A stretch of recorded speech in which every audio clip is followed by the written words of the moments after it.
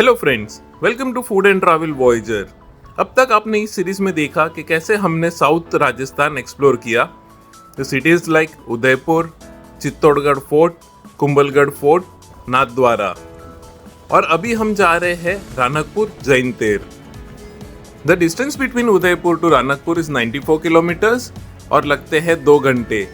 But जैसे कि हम कुंभलगढ़ में है तो यहाँ से रानकपुर जाने के लिए लगेंगे 75 minutes and the distance is 50 kilometres. Roads are narrow but in good condition और ये ले जाते हैं हमें इंटरनल पार्ट्स ऑफ राजस्थान से and we can feel the vibes of rural life of Rajasthan.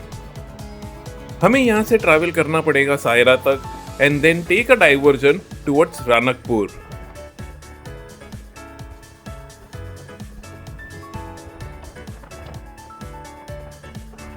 Transportation के नाम पे आपको ऐसी जीप्स मिलेंगी जहां पे आपको शेयरिंग सीट बेसिस पे ट्रैवल करना पड़ेगा। इन रास्तों पे आपको नेटवर्क का इशू हो सकता है, तो मेक श्योर कि आप ऑफलाइन मैप डाउनलोड कर लो ताकि आप सही रास्ते से रानकपुर पहुंच पाए।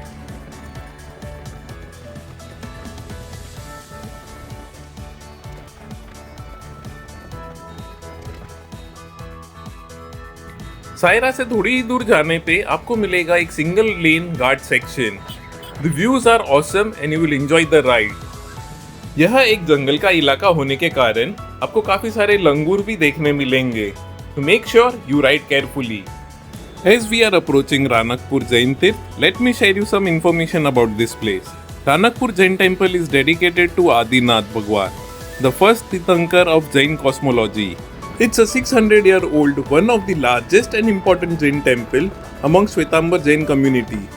The construction work of this temple started in 1433 and got completed in 1496. यह मंदिर को बनाने में 2500 कारीगर और 63 साल लगे। यह मंदिर का निर्माण कार्य धना सेठ के निर्देश अनुसार शुरू किया गया था, जो कि महाराणा कुंभा के एक मंत्री थे। The architect who oversaw the project was named द्वीपा। यह मंदिर अपनी जटिल नक्काशी और अनोखी वास्तुकला के लिए प्रसिद्ध है। इस मंदिर में inappropriate dressing and leather goods are not allowed और दोपहर के 12 बजे से पहले मोबाइल और कैमरा की भी अनुमति नहीं है। मोबाइल डिपॉजिट काउंटर और लॉकर रूम का प्रावधान है, जहां पे आप मामूली शुल्क पर अपना सामान और मोबाइल जमा कर सकते हैं। टेम्पल के एंट्रेंस के सीलिंग पे हमें दिखता है 1-headed 5-bodied डीमन कीचक, जो मोह, नशा, क्रोध, लालच एवं कामुकता का प्रतीक माना जाता है।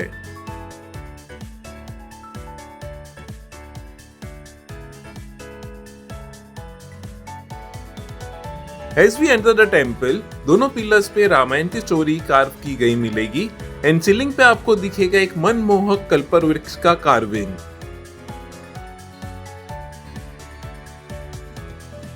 अगला स्तंभ जो हम देख रहे हैं वह धरना शाह के सपनों को दर्शाता है and we can also see his idol carved in the pillar. उसके बाद देखा हमने एक पिलर जहाँ पे देपा की मूर्ति कार्व की गई है, who was an architect of this temple. उनके एक हाथ में है लकड़ी और दूसरे हाथ में है पानी का कलश।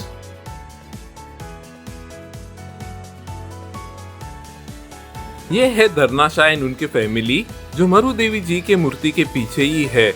मरु देवी इज द मदर ऑफ तीर्थंकर आदिनाथ और आदिनाथ जी के जन्म के वक्त उन्हें 14 सपने आए थे। मरु देवी अपने हाथी पे बैठकर आदिनाथ जी के प्रवचन सुनने गए थे एंड वहीं उनकी मौत हो गई, जहां से वो मोक्ष पधार गई और ये दोनों ही मूर्ति आदिनाथ को फेस करते रखी गई है। ये मंदिर का मेन शिखर है जो 102 फीट ऊंचा है और चूने और ईंट से बना हुआ है। उसी के नीचे है गर्भगृह, जहाँ पे चौमुखी आदिनाथ भगवान जी की मूर्ति रखी गई है और उसी के पास आपको दिखेंगे ये 2 घंटे, जिनका वजन 250 किलो से भी ज्यादा है। इन दोनों घंटों की ध्वनि एक दूसरे से अलग है, बट जब वो दोनों साथ में बजाए जाते हैं तो वो ओम की ध्वनि में सुनाई देते हैं और ये माना जाता है कि इनका आवाज 3 किलोमीटर दूर तक सुनाई देता है।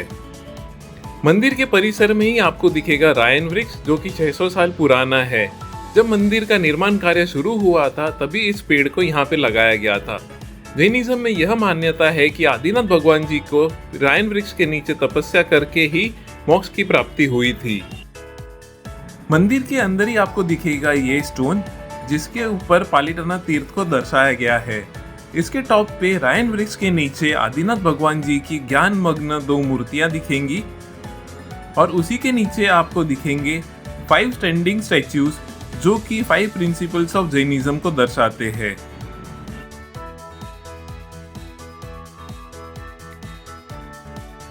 On one of the pillars हमने देखा एम्परर अकबर का आइडल, और यह देख के हम आश्चर्यचकित हो गए। उनके आइडल के नीचे इंस्क्रिप्शंस में मेंशन किया गया है कि वह किस तरह जैन आचार्य हरविजय सूरी जी से प्रभावित होकर प्रॉमिस किया कि वह कभी इस क्षेत्र में शिकार नहीं करेंगे और इस मंदिर को कभी हानि नहीं पहुंचाएंगे।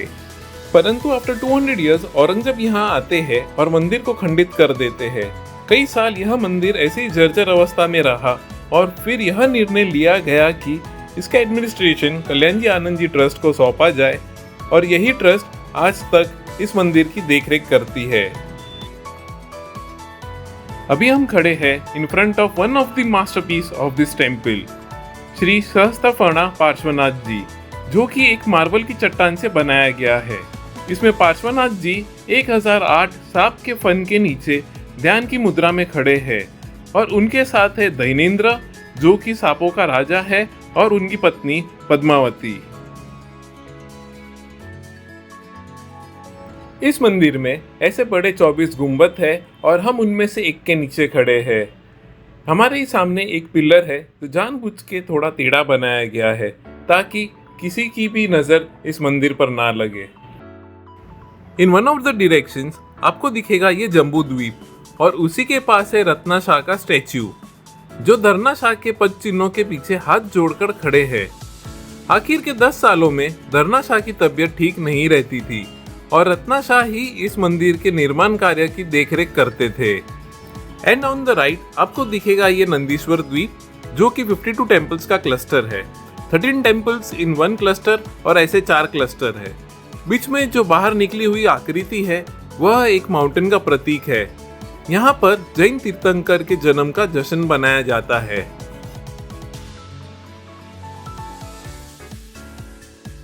And on the outer walls आपको दिखेंगे the statues of Tirthankars. After visiting the main temple of Adinath भगवान, अभी हम आए हैं दूसरे जैन तीर्थ पे, विच इज अ पार्श्वनाथ देरासर, which is in the same temple premises.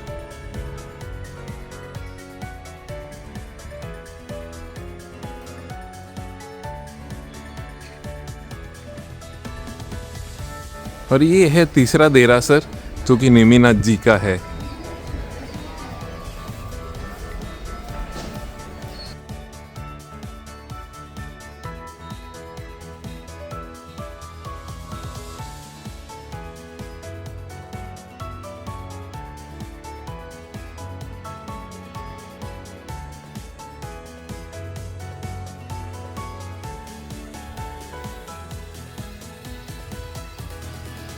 इस मंदिर परिसर में भोजनशाला की व्यवस्था भी है जो 1 बजे तक रहती है, बट वो हमने मिस कर दिया है।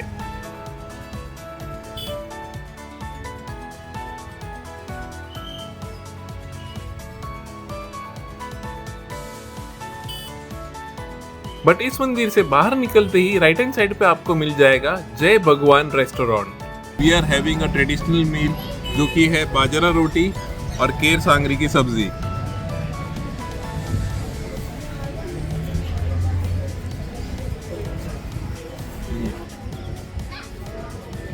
ऐसी देसी बाजरी का टेस्ट मैं बहुत टाइम के बाद एंजॉय कर पा रहा हूँ। डिलीशियस। नाउ लेट्स टेस्ट सब्जी।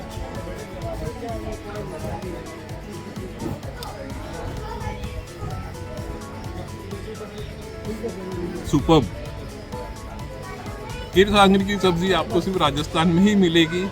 जब भी आप राजस्थान विजिट करिए, केर सांगरी जरूर से ट्राई करिए। It's a different taste. तो ये रिलीज करने के बाद will start with the return journey, and देखते हैं हम 2 दिन में मुंबई पहुंच पाते या नहीं।